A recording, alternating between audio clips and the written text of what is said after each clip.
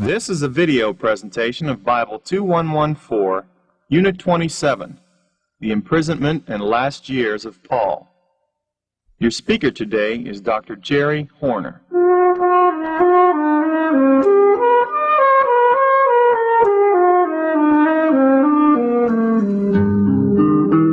The behavioral objectives for this unit are 1.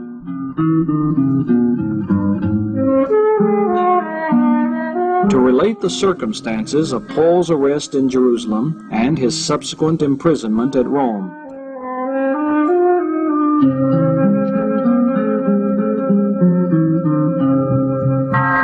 2. To discuss the occasion for and purpose of the epistles to the Colossians, to Philemon, to the Ephesians, to the Philippians, to Timothy, and to Titus.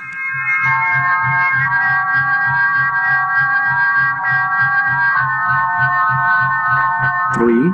To reconstruct the activities of Paul from the close of the book of Acts until his death.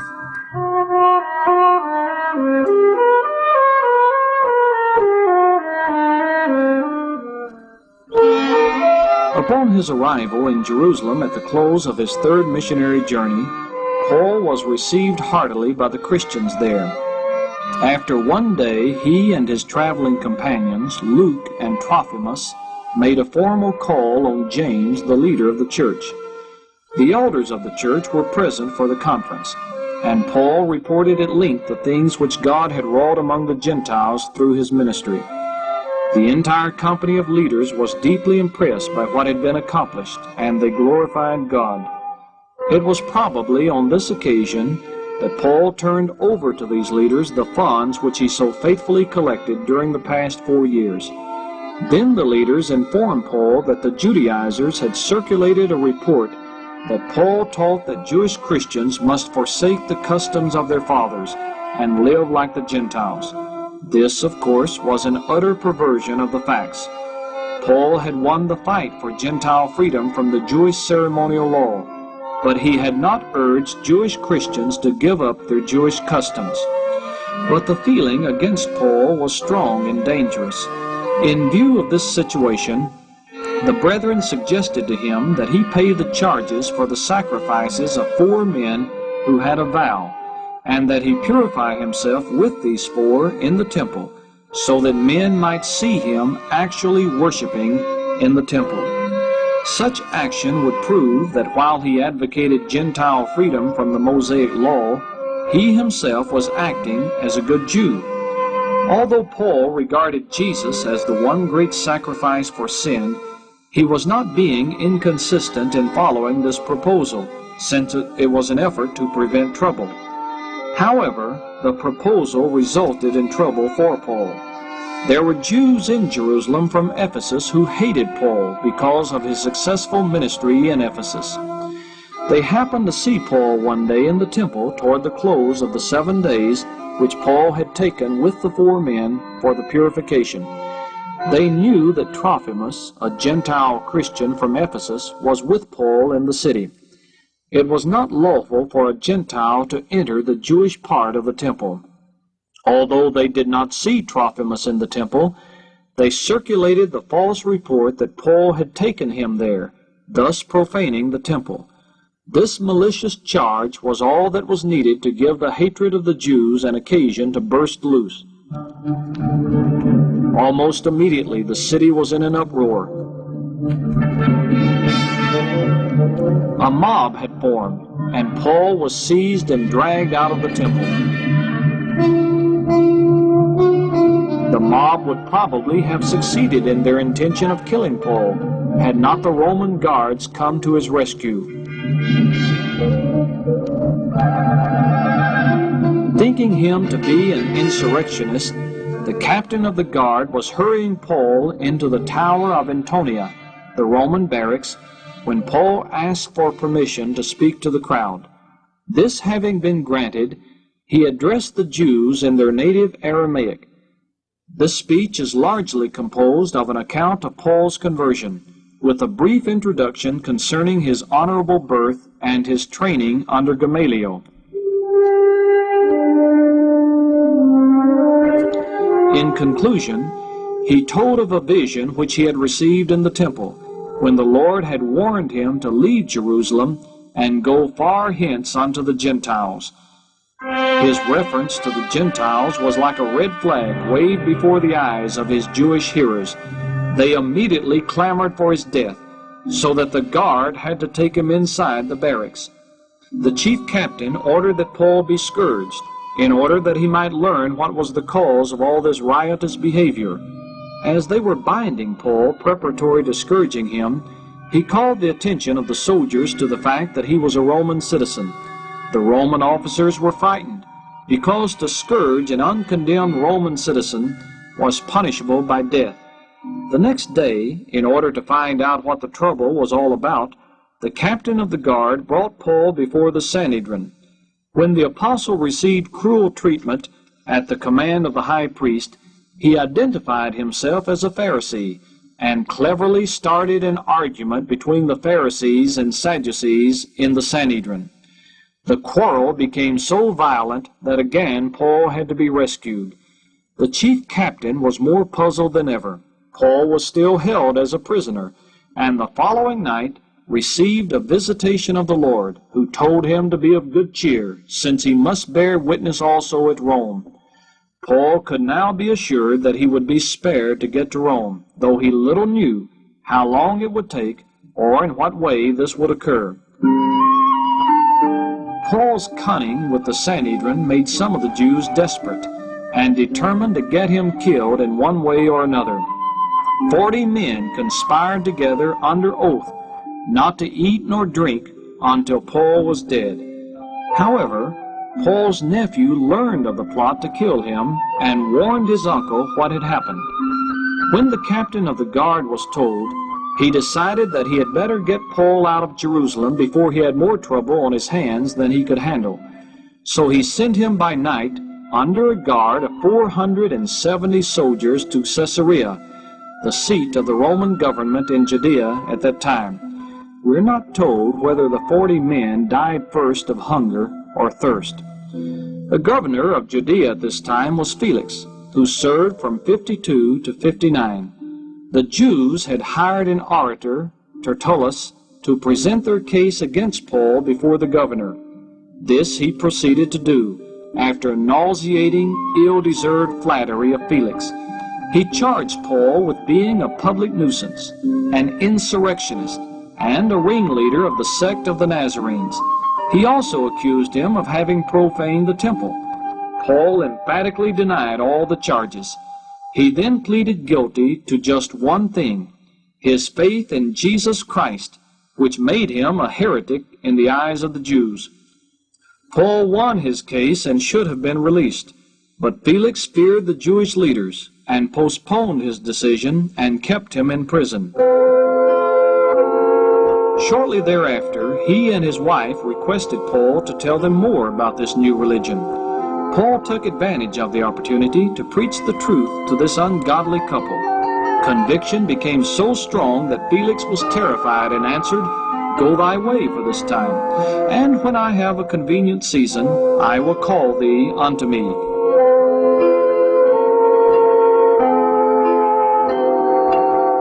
The governor's greed for money caused him to leave Paul in prison for 2 years, hoping that a bribe would be offered for his release.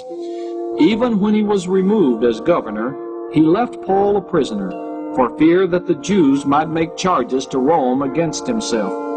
Luke was with Paul during this time, and probably used the period for the writing of his gospel while he was near the sources of information.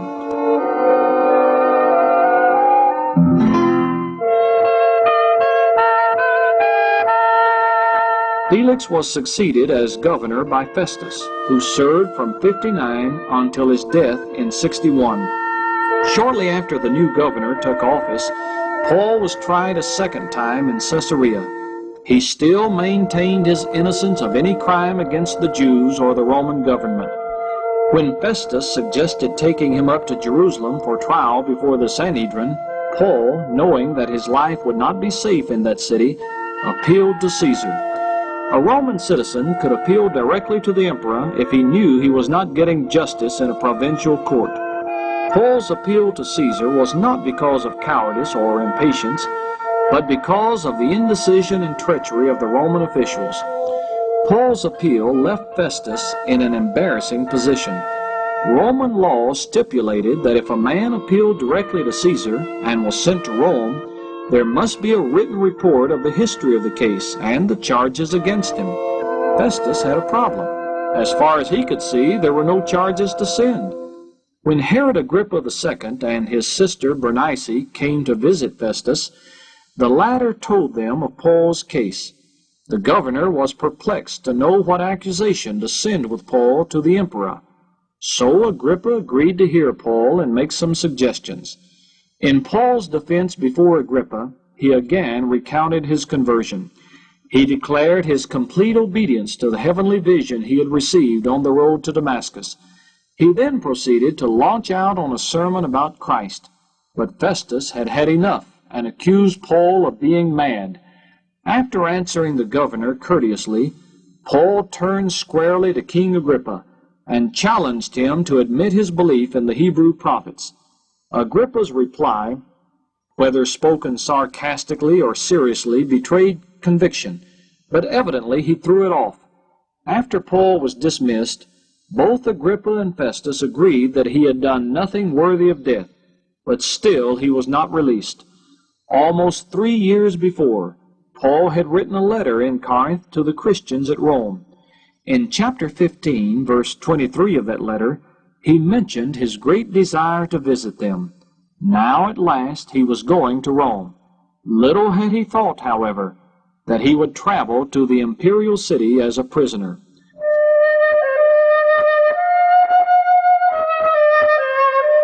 The Lord had assured him in Acts 23:11 that he would indeed see Rome, but it certainly looked for a while as if he would never reach it.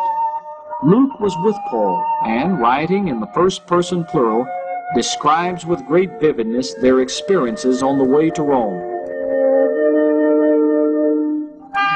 Paul and a number of other prisoners were placed in the hands of Julius, a centurion of the Augustan band. This man was kind to Paul, allowing him traveling companions and permitting others to visit with him.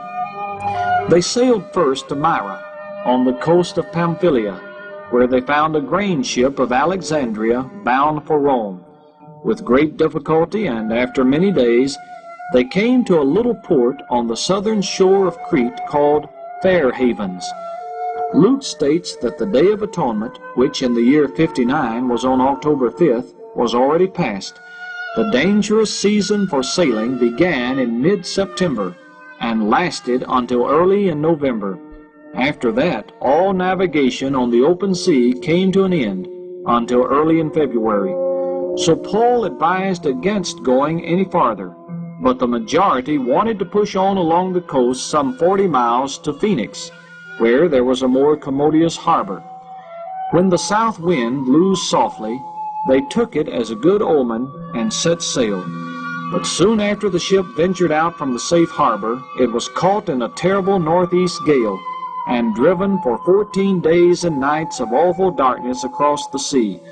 Luke gives in detail and with precision the steps taken by which the lives of all were saved in the most remarkable record of a shipwreck of an ancient ship in existence.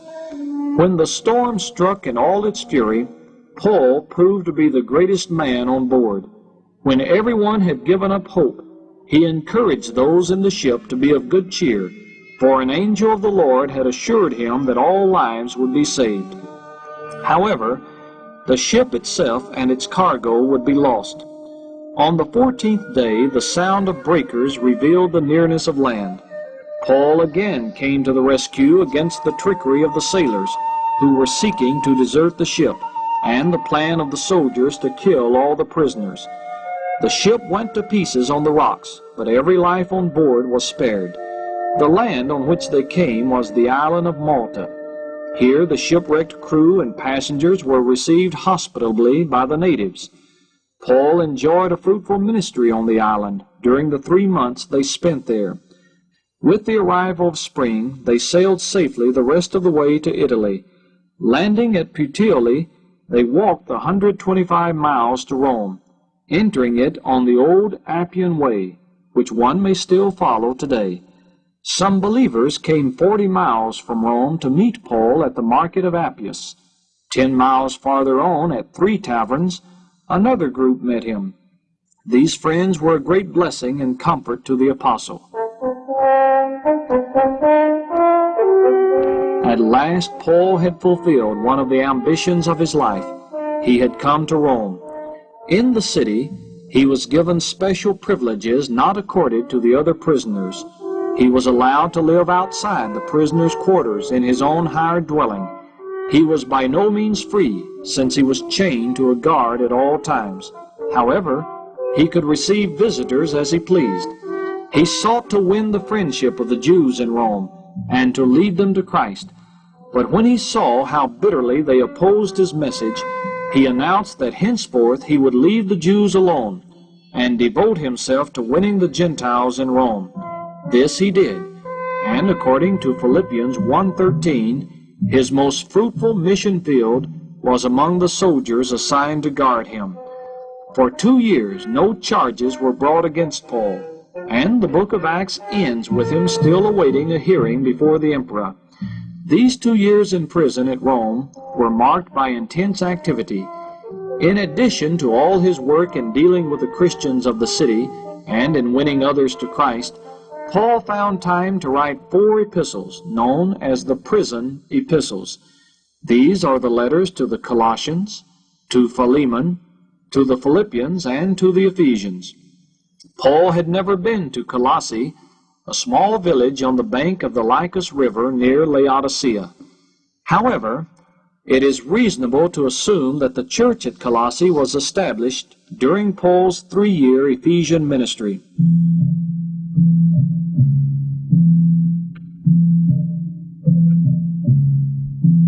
While Paul was imprisoned in Rome, Epaphras came to him from Colossae with disturbing news of some heresy which was threatening the church. This, plus Paul's contact with Onesimus, the runaway slave from Colossae, gave him an increased interest in the affairs of the church there. Paul wrote the letter to the Colossians to refute and combat the false teaching which was seriously threatening the doctrinal foundation of the church. The heresy had a philosophical character, placed much emphasis on law and ritualism, made much of the worship of angels, contained a mystical asceticism, and denied the absolute sufficiency of Christ. The heresy evidently was a Judaic Gnostic perversion of the gospel. The word Gnostic comes from a Greek word which means knowledge. The Gnostics declared that the way of salvation was known to only a few, and to learn this secret, one must be initiated into their company. The main source of all their false teaching lay in the doctrine that all matter is evil, and its source is evil. If this were true, God, who cannot be evil, could not have created the world. The Gnostics taught that between God and the world was a series of intermediate beings called eons, or emanations, each one a little less divine than the one preceding. The lowest one was evil enough and powerful enough to create the world. In reply, Paul vigorously asserted the creative activity of Christ in the universe. Since matter is evil, according to the Gnostics, our bodies must be evil also. This posed a problem with the person of Jesus Christ. If Christ were a man, how could he be good? Some of the Gnostics taught that Jesus was not a real man, but only had the appearance of a man. Others said that the Christ came down on the man Jesus at his baptism and left before his death. Paul replied that all the Godhead dwelt bodily in Christ, and that we're saved by the blood of Christ. Jesus is both God and man. The notion that our bodies are evil created another problem concerning our relation to God. Some of the Gnostics taught that only by various ascetic practices, whereby we punish the body, can we hope to save it. Others taught that since the body is evil, none of its deeds are to be accounted for. License was, therefore, granted to evil conduct, and evil passions were indulged at pleasure. Paul replied to both of these evils, denying the value of asceticism and urging real piety in soul and body. Evidently, Philemon was a well-to-do resident of Colossae and was a convert to Paul.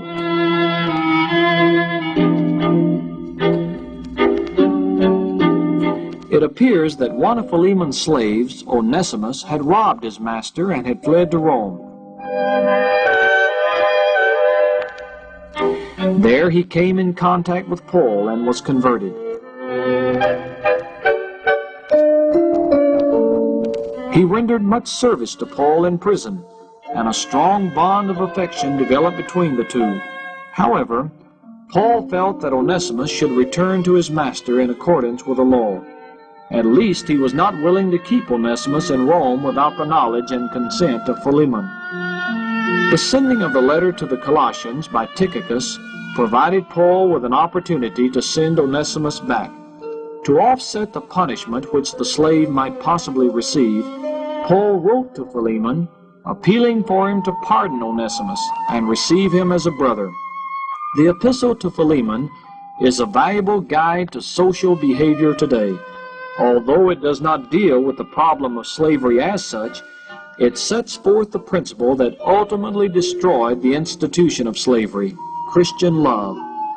Social evils will never be corrected by education, conferences, legislation, though these are useful and necessary, or by violence, but by the Christian principles set forth in Philemon and elsewhere in the New Testament.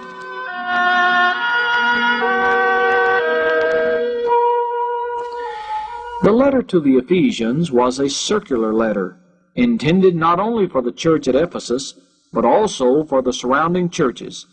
There is no specific indication of purpose in the epistle itself, but it appears that Paul's object in writing was to set forth God's purpose of summing up all things in Christ. Paul saw God in control of human history, and according to Ephesians chapter 1, verses 9 and 10, everything is moving toward a focal point, the lordship and headship of Jesus Christ. Paul also discusses the function of the church in the carrying out of God's program to gather together all things in Jesus Christ. In many ways, the epistle to the Ephesians is the most comprehensive statement of the origin, nature, purpose, and goal of God's high calling in Christ Jesus. The first 3 chapters are rich in the doctrine of grace. The other chapters are full of ethical duties. Marriage is glorified as being like the union of Christ and His church. The epistle closes with an interesting picture of Roman armor as a symbol of various Christian virtues.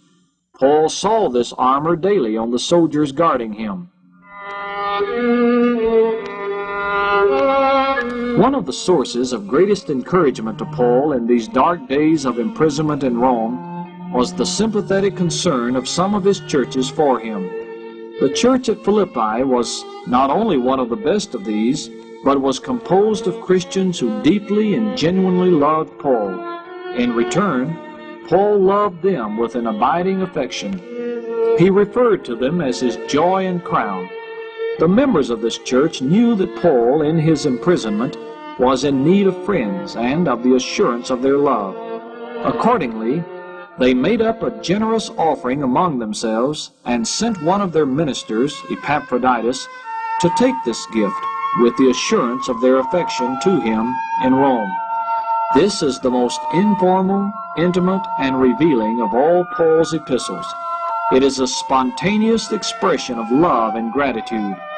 In it, the great apostle opens up his heart and reveals his joy and gratitude for these fellow Christians. Though it was written from prison amid depressing circumstances, it rings with joy, confidence, faith, and hope. In this letter, Paul also expresses most eloquently his interpretation of Christ. Philippians chapter 2, verses 5 through 11, is one of the greatest Christological passages in the entire New Testament.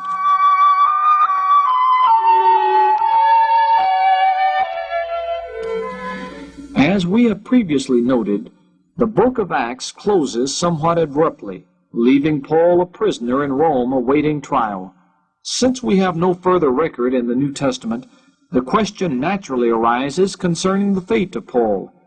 There are good reasons for concluding that Paul's first imprisonment in Rome was terminated by his release, which gave him several years for further work. The grounds for such a conclusion may be stated briefly. First, the pastoral epistles, 1 Timothy, Titus, and 2 Timothy, furnish strong evidence. There is no possible place in the career of Paul up to the time of his first trial in Rome when he could have written them. This is true of 1 Timothy, since at the time of its writing, Paul was at liberty and had just recently been in Ephesus. In the case of the letter to Titus, Paul had just completed an extended visit to Crete with Titus. This certainly could not have happened before his first Roman visit. The same argument applies in the case of 2 Timothy. In this epistle, the apostle has the conviction that he was soon to be executed, and he was eager for Timothy, who was at Ephesus at the time, to come to him at once.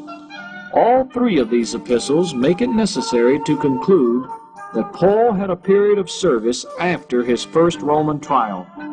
Paul's own testimony in the epistles to the Philippians and to Philemon, written on his first visit to Rome, indicate that he expected to be released.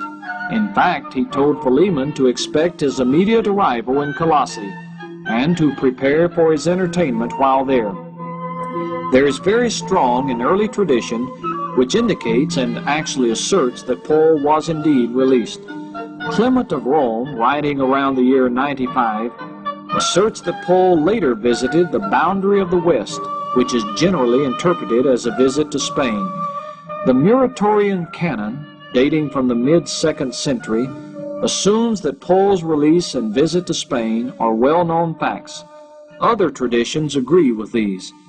In view of these facts, it is reasonable to assume that Paul was released after 2 years of imprisonment in Rome and was free to continue his mission for several years afterward. In simple truth, it is not clear that Paul's case ever came to trial. If Festus sent any official charge of the case to Rome, this was probably lost when the ship was wrecked and everything on board went under water. It may be that any charges which reached Roman authorities were so vague and insubstantial that they would not merit a hearing before the court. Nero was notoriously given to procrastination with provincial cases, and it is possible that the case was postponed again and again until finally it was thrown out. Still others believe that a trial indeed was held, but that Paul was acquitted and was released to go as a free man to continue his work.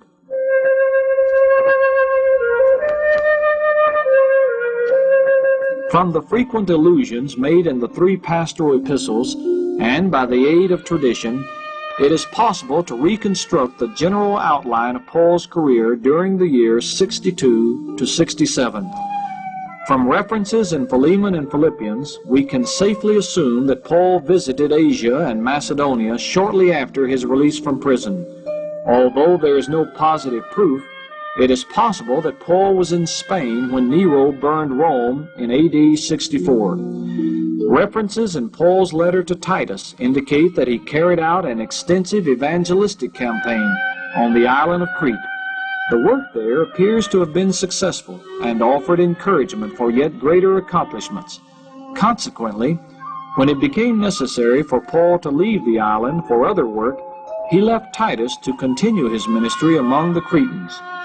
References in 1 and 2 Timothy reveal that Paul visited Asia, touching at such points as Ephesus, Miletus, and Troas.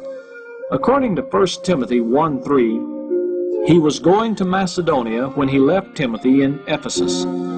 Titus 3:12 reveals that he expected to go on to Nicopolis, on the western coast of Achaia, for the winter. But he was still in Macedonia when he wrote the first letter to Timothy. The church at Ephesus had become entangled in vexing doctrinal errors, as well as practical problems. Apparently, Paul was prevented from returning to Ephesus at the time. So he wrote to Timothy, in order to encourage him in his difficult task and to instruct him how to carry on the work until he did come. This epistle is therefore largely personal, in that careful instructions are given to Timothy about himself. But Paul also discusses various ecclesiastical problems, such as the qualifications of bishops and deacons, and social problems in the church, like the relations between those of different sex, age, and financial conditions. There is the true solicitude of an old preacher for his younger colleague and son in the gospel. Shortly after he wrote 1 Timothy, Paul wrote a letter to Titus to give him more detailed instructions on how to perform his duties in organizing the work on the island of Crete. It is a very practical letter and is rich in spiritual emphasis. Paul states the qualifications of the bishops which were to be selected there, and offered suggestions for dealing with some false teachers which appeared to be troublesome. He speaks rather sharply at the tricky and unreliable character of the natives of Crete. He counsels Titus to use caution and wisdom in dealing with certain troublesome social problems which were threatening the peace of the church. In closing, Paul urges Titus to avoid foolish and fruitless arguments and be faithful to his chief task.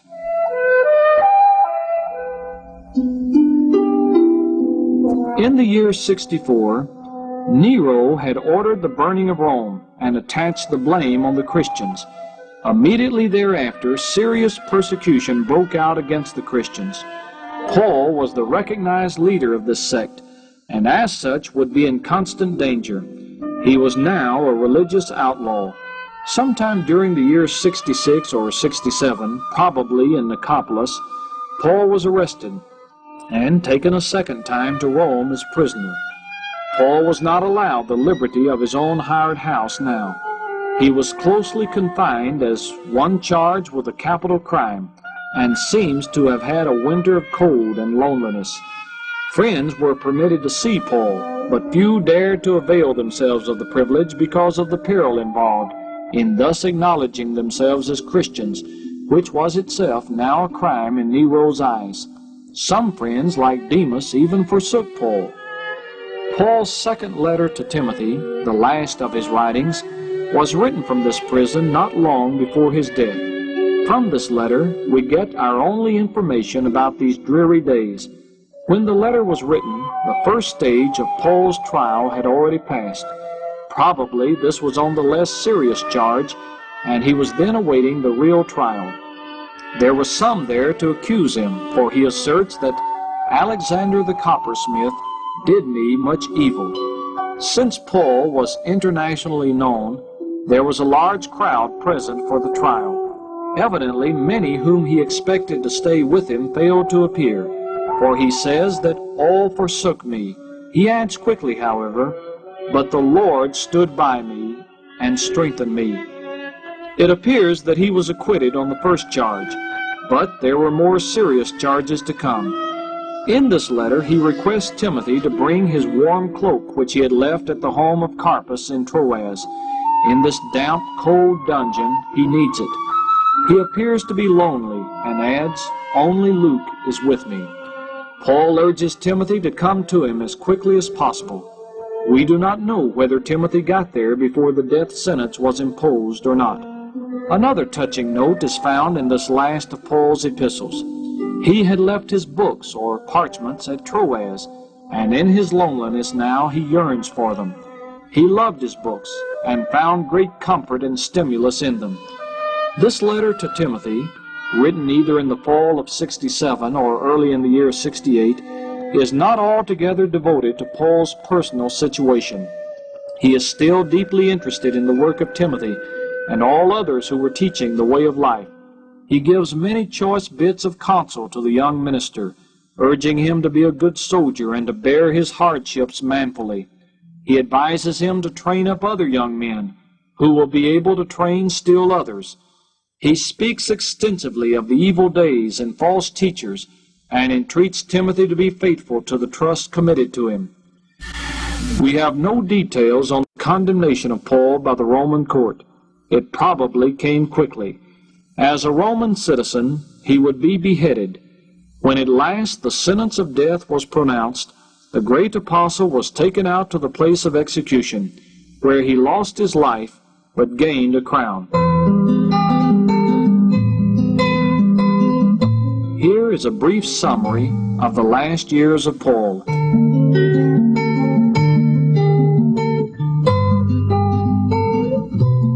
After his third missionary journey, he was arrested in Jerusalem in the year 57.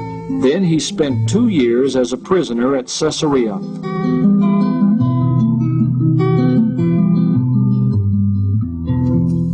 There he appealed to Caesar and was taken to Rome, where he spent at least 2 years.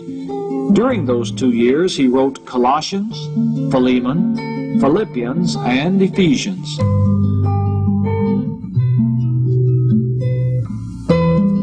Shortly after the book of Acts was written, Paul was released and conducted further missionary campaigns. We know that he was in Spain, Crete, Asia, Macedonia, and Greece. During this time, he wrote 1 Timothy and Titus.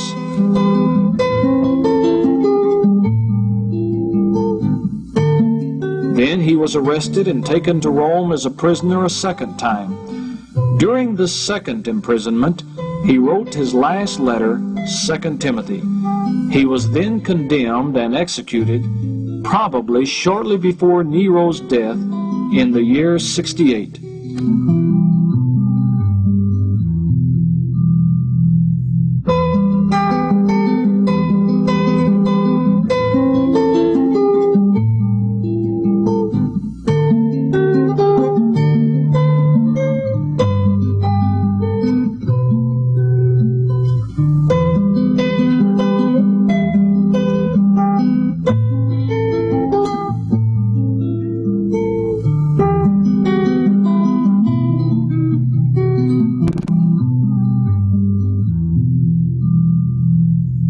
This has been a video presentation of Bible 2114, Unit 27, The Imprisonment and Last Years of Paul. This program has been produced by the Department of Educational Media of Oral Roberts University.